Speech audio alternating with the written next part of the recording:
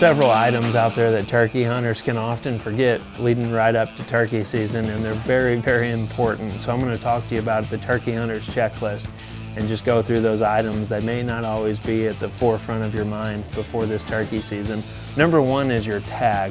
You must always go get your tag at your local DNR's website. So that's one that you would be surprised how many people can forget that. But then when it comes to accessories and gear, thermocells, bug spray, anything like that to help keep the mosquitoes away, you want to put yourself into a position where you're comfortable and not swatting mosquitoes where that turkey can see you.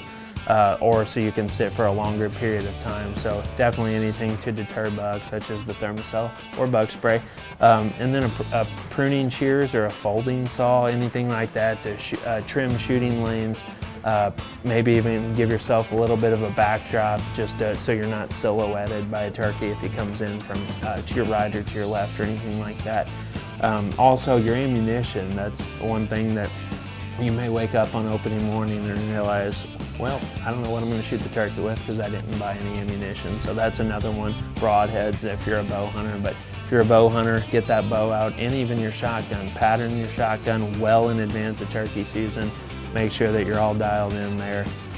Several other things that I would make sure you remember is bottled water, snacks, anything like that. Tuck those in your vest, and you just never know how long you may need to be out there.